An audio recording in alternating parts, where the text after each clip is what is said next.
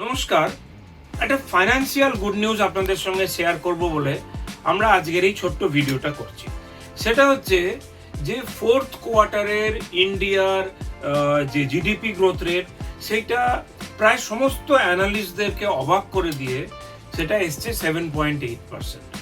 এটা কিন্তু যত বড় বড় সংস্থা তাদের এক্সপেকটেশন ছিল যে এর থেকে কম আসবে। ফোর্থ কোয়ার্টার মানে হচ্ছে ধরুন আপনার ওই লাস্ট ফিনান্সিয়াল ইয়ারের ফোর্থ কোয়ার্টারটা, তো সেখানে জিডিপি গ্রোথ রেট 7.8% এসছে এবং ফাইন্যান্সিয়াল ইয়ার 2026-এর ফুল ইয়ারের জিডিপি গ্রোথ এসছে 7.7%। এটাও কিন্তু অ্যানালিস্টরা এক্সপেক্ট করেননি। এবং FY25-এর থেকে কিন্তু FY26-এর সারা বছরের জিডিপি গ্রোথ রেট যথেষ্ট বেশি আর কি।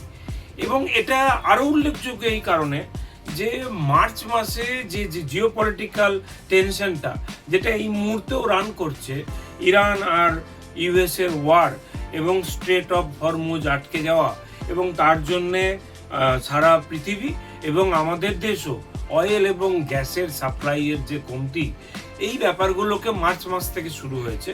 ওই জন্য ধরেই নেওয়া হচ্ছে যে তার খুব একটা ইম্প্যাক্ট কিন্তু এই ফিনান্সিয়াল ইয়ার 26-এর ফিগারের উপর পড়েনি। যেটা উল্লেখযোগ্য ব্যাপার সেটা হচ্ছে one of the most largest employment generating যে সেক্টরগুলো, সেটা হচ্ছে trade, hotel, transport and communication sector.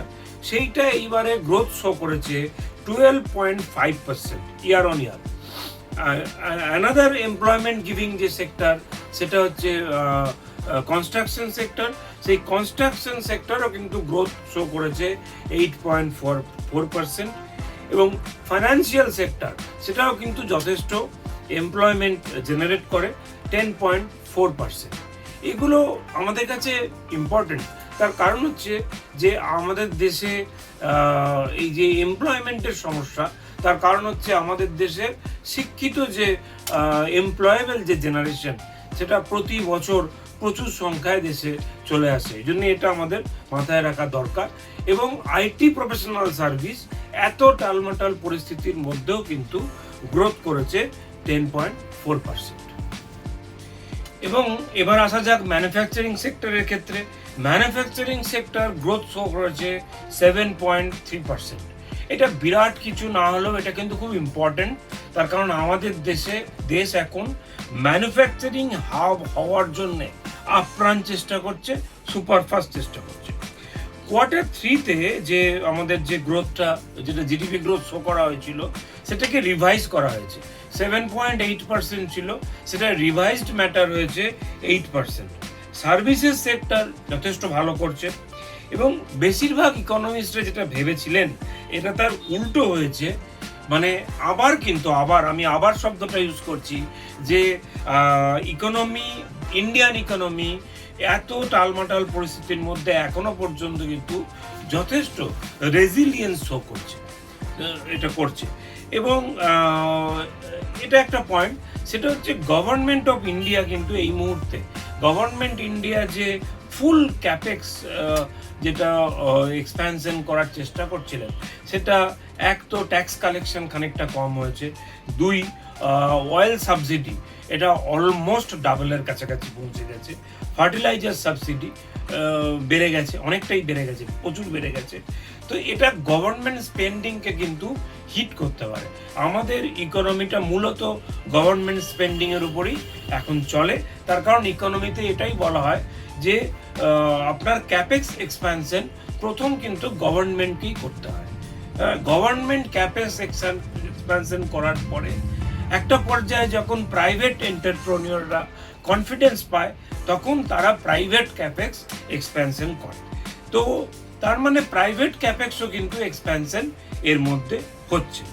এবং বিভিন্ন ইকোনমিস্টদের যেটা অ্যানালিসিস যেটা শোনা গেল, এটা দেখা যাচ্ছে যে যাতে তাদের টোটাল যে নেক্সট ইয়ারের জন্য FY27-এর যে জিডিপি গ্রোথ এক্সপেকটেশন, সেটা অন অ্যান অ্যাভারেজ 6.7%।